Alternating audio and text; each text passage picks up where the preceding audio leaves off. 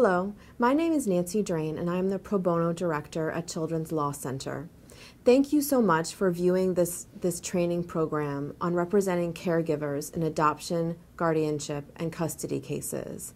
These are very rewarding cases where you will help a family provide a loving, permanent home for a child.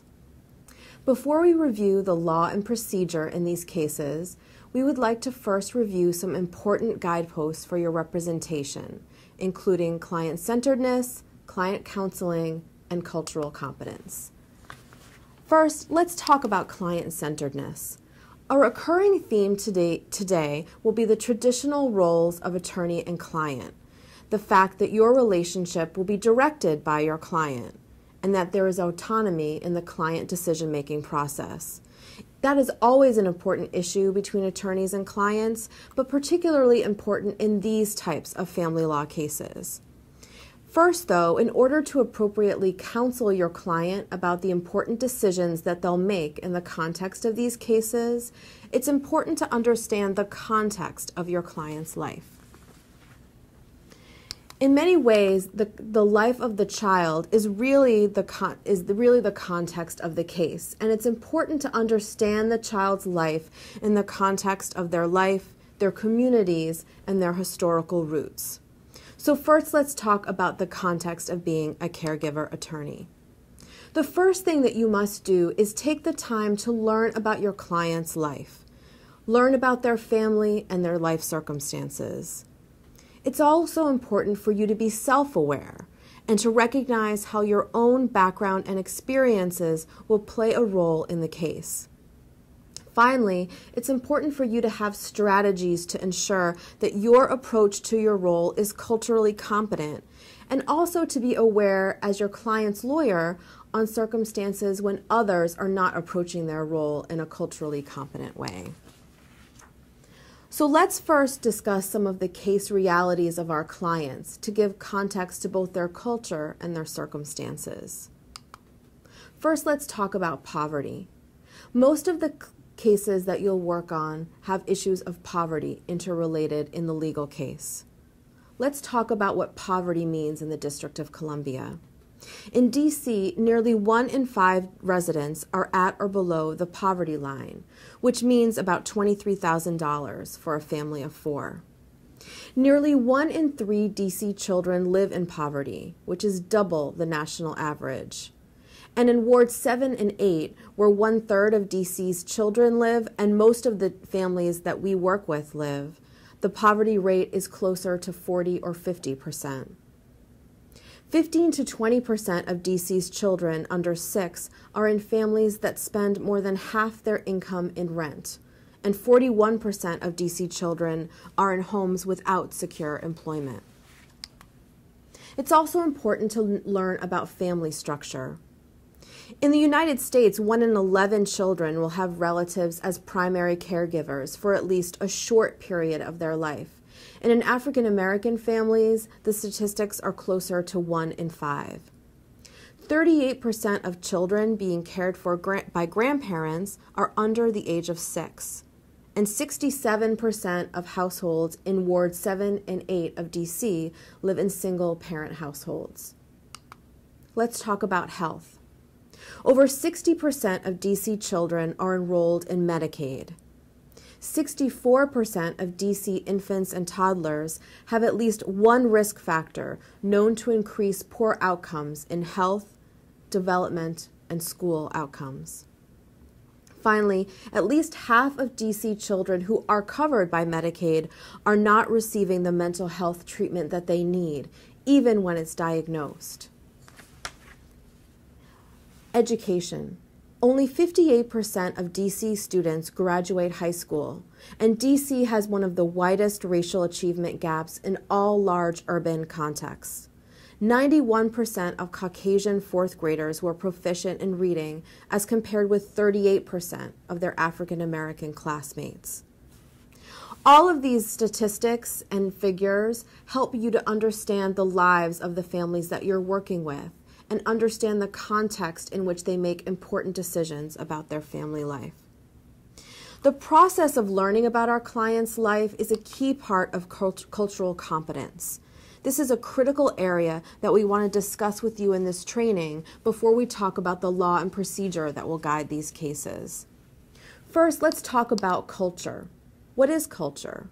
Well, we know that culture forms the basis of our values, our attitudes, and our norms of behavior. And cultural groups can be based on a number of things, such as ethnicity, race, gender, nationality. There are really limitless areas where culture can rest on. But what's really important for us to understand is how we use culture in our daily work and our daily lives. Culture helps us give order to the world and informs our worldview. It's a filter through which we process our experiences. And we attach culturally based meaning to the things that happen to us, the things that we see, the things that we hear. And it also influences how we judge what is credible about what we see and what we assume about people when we meet them. And this is really critical for you to understand, both in terms of your interaction with your client, but also as you look at how they interact with the other parties in the case. So now that we have a sense of culture, let's talk about cultural competence. What is cultural competence? Well, cultural competence fundamentally is understanding other cultures and respecting the cultural differences that we see. It's thinking, acting, and interacting with others with an open mind, with respecting their dignity and their cultural diversity. It's recognizing that our own biases and cultural view often influence us, sometimes even unconsciously without us realizing it. And cultural competency ultimately is about checking ourselves to ensure that we're being as objective as possible in whatever work that we do. Cultural competence is particularly important in caregiver cases. These cases are personal and emotional, and they involve the dynamics of family life. We are naturally informed by our own family experiences, perceptions, and expectations. But it's important for us to distinguish our own lives and our own experiences from our clients' experiences and make sure that our client counseling is not influenced by our own expectations of what family life should look like, particularly if our lives are fundamentally different from our clients. Let's see how cultural competence could play out in a case. Let's meet your clients, Mr. and Mrs. Gonzalez. Mr. Gonzalez, age 65, and Mrs. Gonzalez, age 60, live in a 3-bedroom home in the Columbia Heights neighborhood of D.C., and their home is subsidized by the Section 8 program. Their adult daughter and her 2 children live with them, as does another adult son. And they want to gain custody of 2 other grandchildren who live with them, aged 3 and 5. Mr. Gonzalez has some health problems and is on dialysis 3 days a week. Mrs. Gonzalez works as a maid from 3 p.m. to 11 p.m. each night at a D.C. hotel.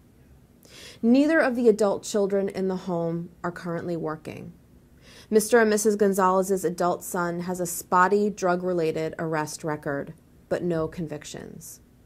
You learn in your first conversation with Mr. and Mrs. Gonzalez that they will rely on their adult children, particularly their adult son, to help take care of their grandchildren. You also learn that Mr. and Mrs. Gonzalez live in the living room of their home to allow for an extra bedroom for their grandchildren to sleep in. So what issues might you be thinking about when you first meet Mr. and Mrs. Gonzalez? You'll probably be thinking about their age and health, and you might have concerns about those things. You might think about the number of people in the household and think about the crowded home that the family lives in. You might have questions about who exactly is the primary caregiver in the home. Is it really Mr. and Mrs. Gonzalez, or is it their adult children? You may have concerns about your own relationship with the Gonzalez family because of language issues. And what might influence these initial thoughts about the case? You may assume from your own background that a 2-parent traditional household is ideal.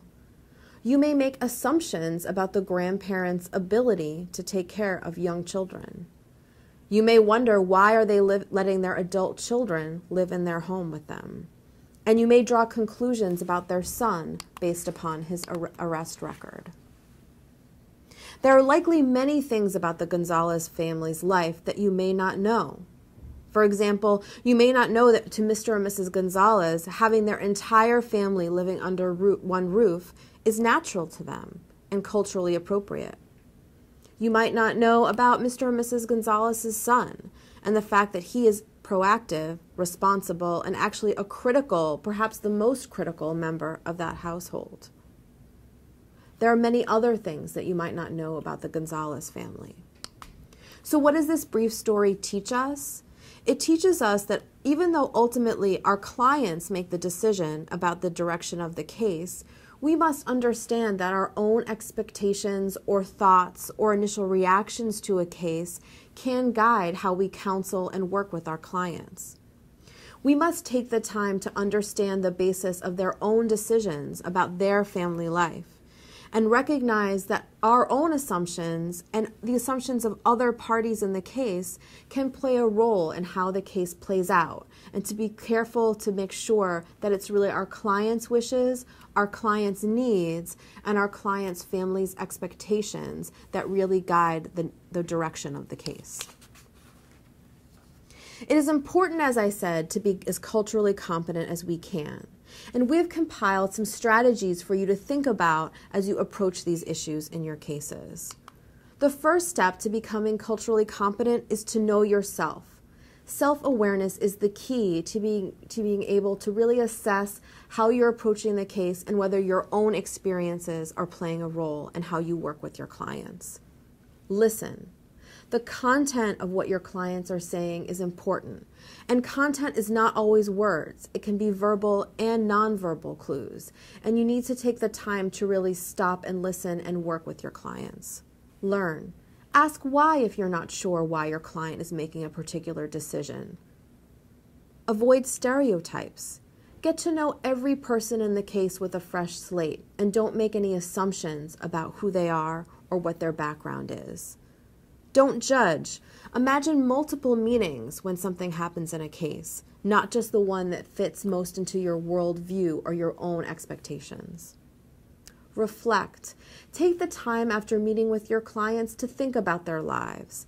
Think about your interactions with them and your experiences with them and how that plays into this issue of cultural competence. Respect. Recognize that your own moral values aren't the touchstone in these cases. It's the family's values that are most important, and respect where they're coming from and the basis of their decision making. Talk. Talk with your clients, talk with colleagues, talk with other people in the case who are working with the family to make sure that you're thinking through the decisions that happen in the case and that you're helping ultimately your clients make the best decisions for their families. And finally, watch out. Look for times when cultural competence can play a role in a family's life and in your decision making, and make sure that you're being as objective as possible.